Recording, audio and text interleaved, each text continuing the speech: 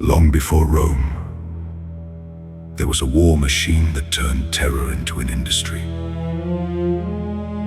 They forged one of the ancient world's most formidable empires by making extensive use of iron weaponry and massive siegecraft.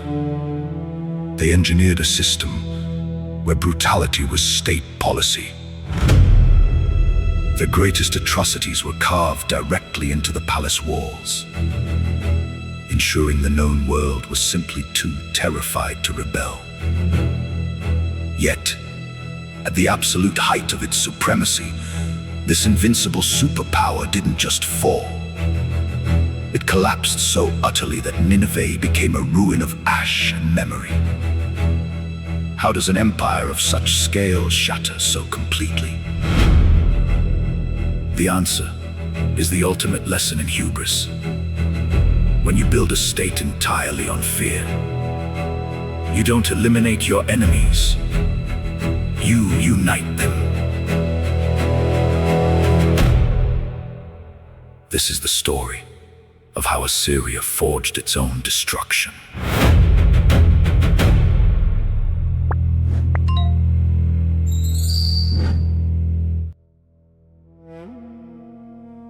To understand the rise of the Neo-Assyrian Empire, one must look closely at the geography of northern Mesopotamia.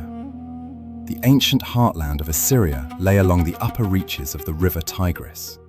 It was a landscape of rolling plains and exposed, highly vulnerable frontiers. Unlike Egypt, which was heavily sheltered by sweeping deserts, this territory lacked natural defensive boundaries. It was fertile and prosperous, making it a constant target. For centuries, nomadic tribes pushed down from the Zagros Mountains to the east, while rival kingdoms expanded from the southern plains. In the aftermath of the Bronze Age collapse, around 1200 BCE, the situation grew desperate. Aramean tribes from the western deserts began aggressive incursions, forcing the Assyrians to retreat behind their city walls. For the early Assyrians, warfare was never a pursuit of glory. It was an existential necessity. The constant threat of invasion forced them to forge a pressure cooker society where military readiness was synonymous with survival. In this chaotic, fractured new world, Assyria adapted. They recognized that the best defense in a world without natural borders was a hyper-aggressive offense. Beginning in the late 10th century BCE, under kings like Adad-nirari II, Assyria began a deliberate, systematic expansion. To justify this permanent state of war, the state transformed its defensive posture into a divine mandate. The national god Ashur was elevated from a local protector to a supreme sovereign who actively demanded universal conquest. The Assyrian king was his high priest and earthly commander. To stop expanding was to offend the divine order. Warfare became a sacred duty. This ideological shift was underpinned by a massive technological revolution. The Assyrians were among the first powers to make extensive use of iron weaponry. Bronze had defined warfare for millennia, but it was brittle and required highly complex, fragile supply chains to combine copper and tin. Iron, by contrast, was abundant and lethal. The Assyrian state industrialized the forging process, equipping tens of thousands of soldiers with iron swords, spears, and scale armor. But their true advantage lay in professionalization. Under the sweeping reforms of Tiglath-Pileser III in the 8th century BCE, the state abolished the outdated reliance on seasonal peasant militias. They created the Kisir Shuruti, the king's standing army. It was a fully professional, year-round military machine that could campaign relentlessly, completely detached from the agricultural harvest cycle. The logistics behind this army were staggering. The Assyrians established massive military arsenals known as the Ekal Mashati in their major cities. These were sprawling logistical hubs where weapons were stockpiled, horses were trained, and chariots were built on an assembly line. They also completely overhauled their cavalry. Early ancient armies relied heavily on cumbersome chariots, which were useless in rough terrain.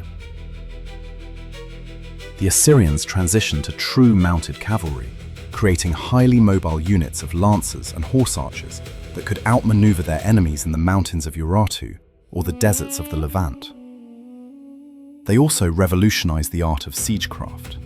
Before this era, walled cities could simply wait out an attacking army until starvation or disease forced the besiegers to retreat. The Assyrians rendered this defensive strategy obsolete. They deployed specialized corps of combat engineers. These sappers would tunnel beneath enemy walls to collapse their foundations. Above ground, they deployed multi-story wooden siege towers, meticulously covered in dampened animal hides, to repel flaming arrows. Inside these behemoths, heavy iron-tipped battering rams swung relentlessly against brick and stone.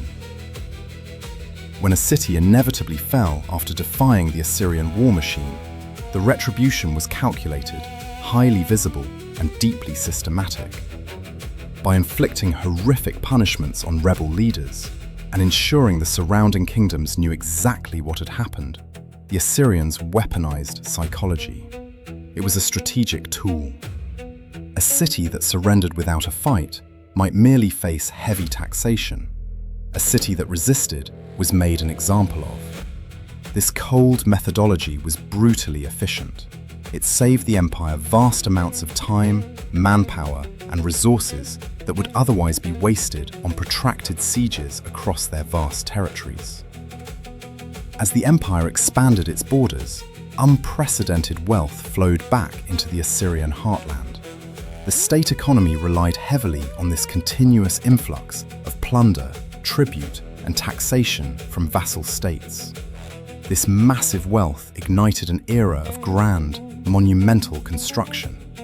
The empire needed physical manifestations of its absolute supremacy.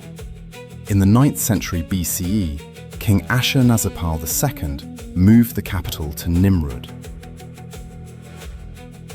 To inaugurate his sprawling new palace complex, he hosted a 10-day banquet for an astonishing 69,000 guests, including foreign dignitaries and subjugated leaders. It was a staggering display of logistical capability and immense wealth, designed to awe and intimidate in equal measure. Generations later, King Sennacherib elevated the ancient city of Nineveh to become the undisputed center of the world. Nineveh grew into an urban leviathan. The metropolis spanned roughly 700 hectares, enclosed by massive defensive walls stretching for 12 kilometers and punctuated by 15 heavily fortified gates. To sustain this booming population, Assyrian engineers executed waterworks projects of unparalleled ambition. They carved massive aqueducts through solid bedrock, redirecting mountain rivers across dozens of kilometers to water the city and its royal botanical gardens. The scale of this hydraulic engineering was so advanced that some modern scholars now hypothesize these very gardens in Nineveh, not the ones in Babylon, may have been the true historical inspiration for the legendary Hanging Gardens. The architecture of these imperial capitals was deliberately designed to crush the spirit of visiting diplomats. Entrances to the royal palaces were guarded by colossal lamassu, towering stone deities with the bodies of bulls, the wings of eagles, and the impassive faces of men. Inside the long, winding corridors were lined with thousands of square meters of alabaster bas-reliefs. These friezes were essentially hyper-realistic documentaries of Assyrian supremacy. They depicted the king hunting lions with chilling composure. They detailed scribes meticulously tallying the severed heads of the fallen and endless lines of captives being marched into exile. It was a visual warning, a constant, inescapable reminder that vassal states existed solely at the mercy of the Assyrian king. To manage a sprawling empire that stretched from the Persian Gulf to the Mediterranean Sea, the Assyrians developed a highly sophisticated administrative network. At its core was the Kalyu, a revolutionary royal postal system. Using a network of way stations stationed at regular intervals along royal roads, riders could relay military intelligence and royal decrees across the empire at unprecedented speeds. A message from a frontier province could reach the king's desk in Nineveh in a matter of days. A feat of communication that would not be rivaled until the Roman Empire. However, their most profound administrative tool was demographic engineering. Over the centuries of their dominance, scholars estimate roughly 4 to 4.5 million people were forcibly uprooted and deported across the empire. This was not chaotic exile, it was highly calculated state policy. By mixing disparate populations and deliberately breaking local loyalties, the Assyrians successfully mitigated the threat of organized nationalist rebellions. Skilled artisans and stonemasons were relocated to the capital to build the ground palaces, while conquered farmers were sent to cultivate virgin agricultural lands to feed the military machine.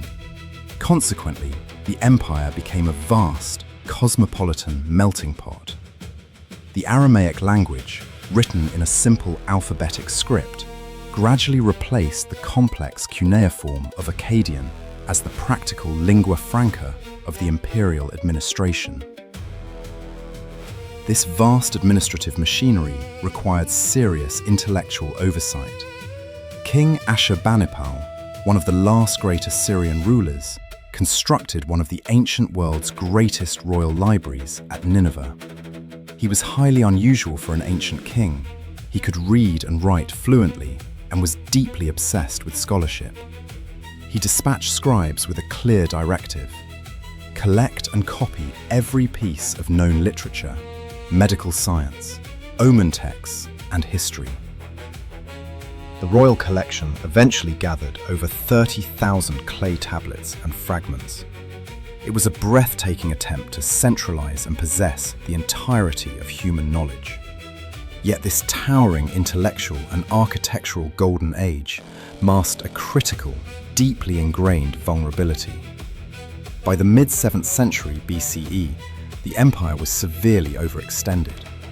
Driven by the ideological need to constantly conquer, the Assyrian military stretched itself beyond the limits of ancient logistics. They had pushed deep into the Nile Valley, conquering Memphis and Thebes, but holding Egypt proved to be a constant, draining nightmare. They had repeatedly sacked Babylon, a city revered across Mesopotamia, deeply offending the religious and cultural sensibilities of the region. Furthermore, they had fought devastating wars of attrition against the Elamites to the east. At the Battle of Ulai, they decisively crushed Elam, heavily publicizing the slaughter. But by systematically destroying their most powerful neighbors, the Assyrians inadvertently eliminated their own vital buffer zones. Without these buffer states, the Assyrian military was forced to directly face sweeping migrations of nomadic tribes like the Cimmerians and the Scythians. The army was forced to constantly rush from one end of the empire to the other to suppress revolts, secure trade routes, and fight off frontier incursions. Internal rot began to set in. Endless generations of campaigning bled the native Assyrian farming population dry.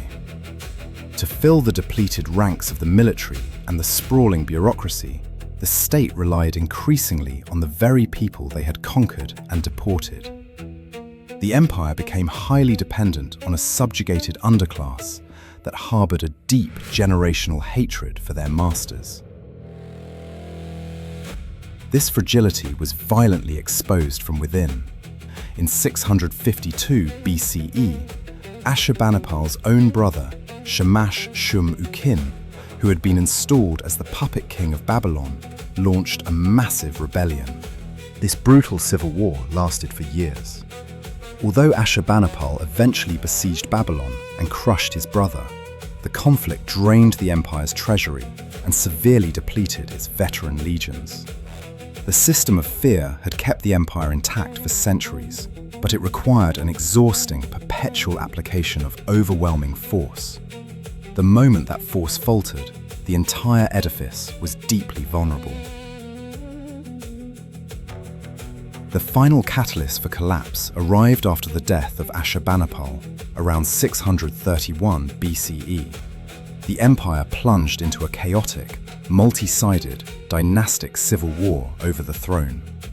Rival claimants exhausted the state's remaining resources, pulling vital garrisons away from the fragile frontiers to fight each other in the heartland. Sensing this terminal weakness, the subjugated world finally struck back. In the southern plains, a charismatic leader named Nabopolassar seized control of Babylon, driving the Assyrian forces out and establishing a fiercely independent Babylonian state. Meanwhile, in the eastern mountains, the disparate Median tribes finally united under a formidable warlord named Siegecraft. For decades, these two powers had suffered immensely under Assyrian rule. Now they forged a devastating, unprecedented alliance. The Medes and Babylonians marched north, completely bypassing the weakened border garrisons to strike directly at the core cities. In 614 BCE, the sacred ancestral city of Ashur fell to the Medes. The psychological impact was catastrophic. The spiritual home of the empire, the very seat of their invincible god, was brutally sacked and burned. 2 years later, the combined forces of the Medes and Babylonians laid siege to Nineveh itself.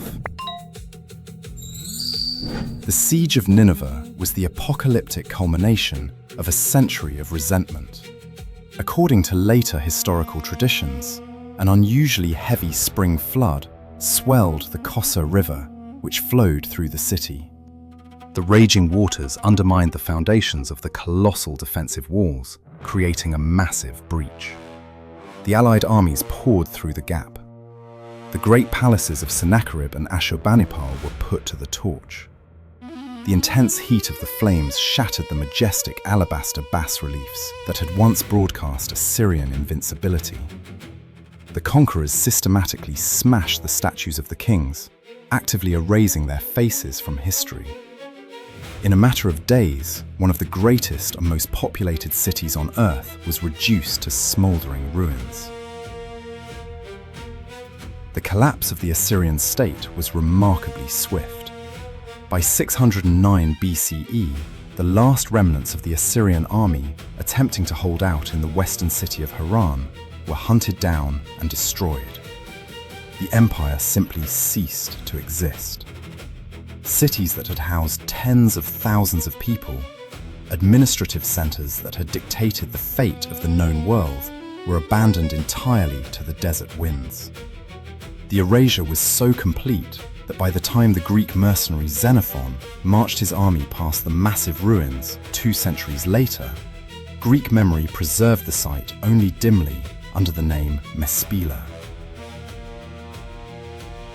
Yet, in a profound historical irony, the fires that destroyed Nineveh ultimately preserved its history. The intense heat of the burning palaces baked the thousands of clay tablets in Ashurbanipal's library, hardening them like bricks in a kiln. Buried safely beneath the ash and rubble for over 2 millennia, they waited in silence until 19th century archaeologists finally unearthed them.